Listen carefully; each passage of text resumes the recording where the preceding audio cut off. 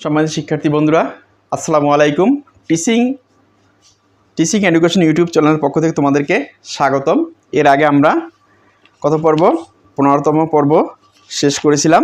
আজকে আমরা 16তম পর্ব থেকে শুরু করতে যাচ্ছি।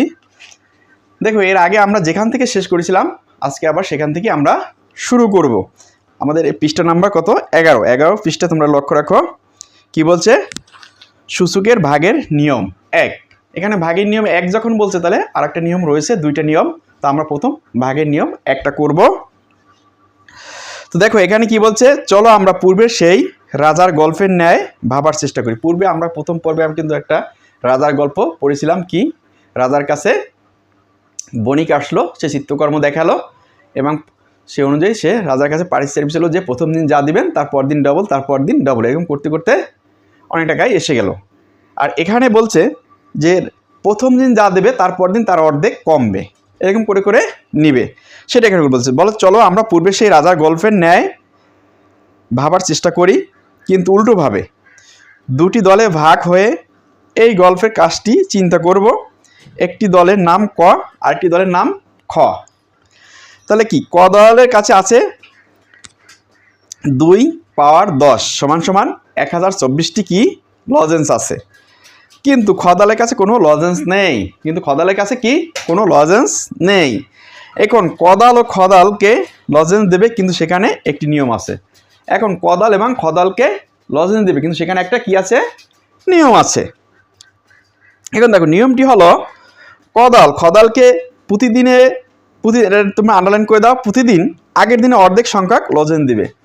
খদালকে প্রতিদিন আগের দিনের অর্ধেক সংখ্যক কি দেবে? লজেন্স দেবে। মানে আমি প্রথম দিন যদি একটা লজেন্স দেই, মানে 2টা লজেন্স দিই, তারপর দিন দেবো একটা, এরকম করে করে। কদাল কোনো একদিন যে পরিমাণ লজেন্স দেবে, পরের দিন সেটিকে 2 দ্বারা ভাগ করে ভাগফল পাওয়া যায় সেই সংখ্যক লজেন্স দেবে। অর্থাৎ প্রথম দিন যে লজেন্স দেবে সেটাকে 2 দ্বারা ভাগ করে যেটা পাওয়া যাবে সেটা পরের দিন দিবে। মনে রাখতে হবে যে শুধুমাত্র পূর্ণ সংখ্যক লজেন্স দেওয়া যাবে, কখনই লজেন্স ভেঙে অর্ধেক করে কিংবা সেটি আবার অর্ধেক করে দেওয়া যাবে না।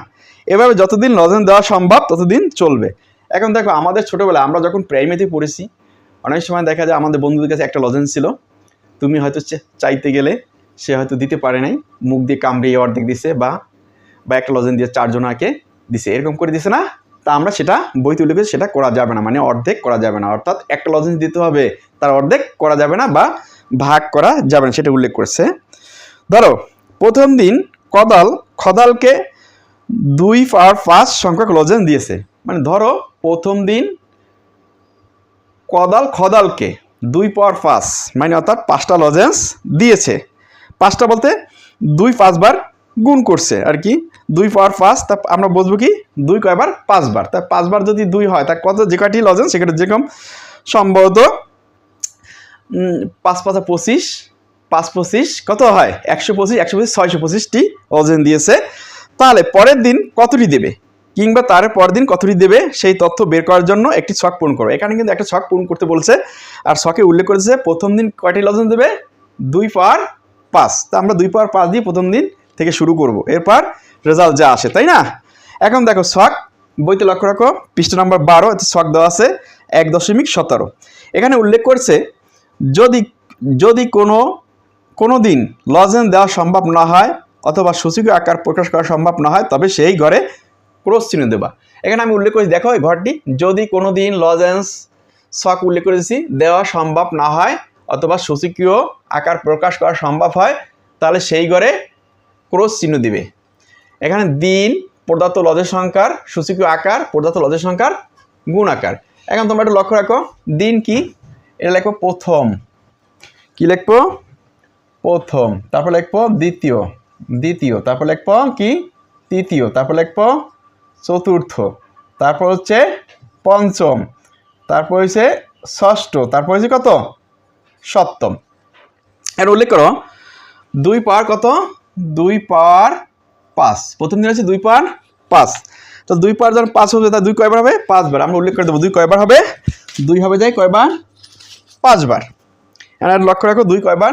5 বার। 2 গুণ 2 গুণ 2 গুণ 2 গুণ 2 5 ভাগ হলো। এখন দেখো কি বলছে 2 পাওয়ার 5।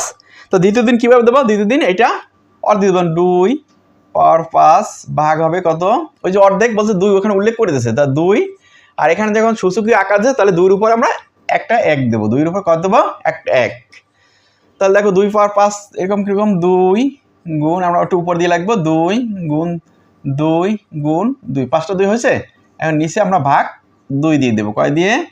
2 দিয়ে। এখন সমান সমান দেখো 2 2 কেটে দিব, থাকে কয়টা? 4টা 2, 4টা 2 লিখে দিই, 2 গুণ 2 গুণ 2 গুণ 2, 4টা 2 হলো। এখন এখানে আমরা একটা জিনিস লক্ষ্য রাখতে পারি, সেটা হচ্ছে আমরা কিন্তু এর আগে বলছিলাম যে গুণের ক্ষেত্রে ভিত্তি যদি একই থাকে তাহলে উপরে পাওয়ার কি হবে? যোগ হবে। তোমরা নিচে নোট করে নিয়েছিলা এর আগের পর্বে। এখন এখানে ভিত্তি যদি একই না হয়, এখানে কিন্তু ভিত্তি একই যদি না হয়, বা ভিত্তি যদি একই হয়, ভিত্তি যদি একই না হয়, ভিত্তি যদি একই হয় তাহলে উপরে যদি ভাগ থাকে, ভিত্তি যদি একই হয় তাহলে ভিত্তি একই হলে যদি ভাগ থাকে তাহলে উপরে পাওয়ার কি হবে? মাইনাস হবে। এটা কিন্তু সহজ একটা নিয়ম। সেখানে দেখো এই 5 যদি এক জায়গায় থাকে, 4 থাকে, তো 4 পাওয়ার হবে কত বলো? 4। 2 এর পাওয়ার কত হবে? 4। আমরা একটু মুছে লিখে দিচ্ছি, 2 এর পাওয়ার হবে কত? 4। এই দুইটা মাইনাস হয়েছে, 5 দিয়ে 1 গেলে থাকে কত? 4 থাকে। আচ্ছা তৃতীয় দিন দেখো, তৃতীয় দিন কি হবে? আমরা 2 এর পাওয়ার কত? 4 ভাগ 2 এর ভাগ কত হবে? 2 এর 1। তাহলে 2টা 4 লিখবো, 2 গুণ 2 গুণ 2 গুণ 2, 4টা হলো, নিচে হচ্ছে 2। এখন 2 দিয়ে কাটা গেলে থাকে কয়টা? 3টা 2, 2 গুণ 2 গুণ 3, 2। তা 3টা 2 হচ্ছে? হ্যাঁ। তাহলে এখন দেখো 4 যদি এক জায়গায় থাকে কত? 3। তা 2 এর পাওয়ার থাকে কত? 3। তা 2 এর 3 ভাগ চতুর্দিন 2 এর 1। লক্ষ্য রাখো কয়টা হবে? 3টা 2 হবে, 2 গুণ 2 গুণ 2, 3টা 2 হলো, নিচে ভাগ 2। এখন 2 দিয়ে কাটা দিলাম, সমান থাকে কত? 2টা 2, 2 গুণ 2। আর এখানে দেখো 3টা যদি একটা 3 দিয়ে 1 গেল থাকে কত? 2। তা 2 এর পাওয়ার কত হবে? 2। আচ্ছা পঞ্চম দিন দেখো, পঞ্চম দিন কি বলছে? পঞ্চম দিন হচ্ছে 2 এর পাওয়ার 2 ভাগ 2 এর কি? 1। এখন 2 গুণ 2 ভাগ হচ্ছে 2, 2 দিয়ে কাটা গেলে থাকে কত? সমান সমান কত থাকে? সমান সমান 2। আর সূচকীয় আকার হলে 2 এর উপরে একটা 1 আসবে, আমরা দিয়ে দিছি। এখন দেখো ষষ্ঠ দিনে 2 এর 1 ভাগ হবে কত? 2 এর 1 ভাগ 2 এর 1। এখন 2 এর 1, তারপরে আমরা কি দেবো? 2 ভাগ 2, 2 2 কাটাকাটি গেলে হবে কত? 2 2 কাটা গেলে হবে 1। আর এখানে সমান সমান হবে 0।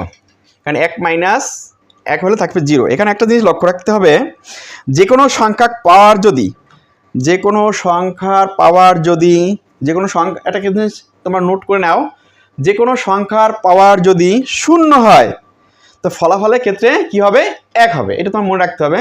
তোমরা খাতার পাশে পয়েন্টটাকে লিখতে পারো, যে কোনো সংখ্যার পাওয়ার যদি 0 হয় তাহলে ফলাফলের ক্ষেত্রে কি হবে? 1 ধরতে হবে। তাহলে আমরা সেটা এখানে কি এই সমান 2 2 কাটা গেলে 1 ধরে নিয়েছি, তাই না? এখন দেখ সপ্তম দিন কি বলছে?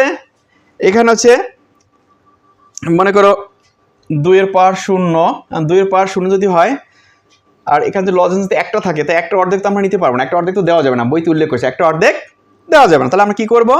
এখানে কি বলছে? এখানে বলছে আবার প্রকাশ করো, তবে সেই ঘরে কি ক্রস চিহ্ন দিবে। তাই সপ্তম দিন আমরা দিতে পারবো, তাহলে আমরা ক্রস চিহ্ন দিয়ে দিলাম, ডাইরেক্ট ক্রস চিহ্ন দিয়ে দিলাম, আমাদের অঙ্ক হয়ে গেল। আশা রাখি তোমরা নিশ্চয়ই বুঝতে পারতেছো। আমাদের সাথে থাকবা, ইনশাল্লাহ অঙ্ক যত বড় কঠিন হোক না কেন তোমাদের কাছে ইজি হবে এবং সহজ হবে, এই আশা ব্যক্ত রাখে এখানেই শেষ করছি। আল্লাহ হাফেজ।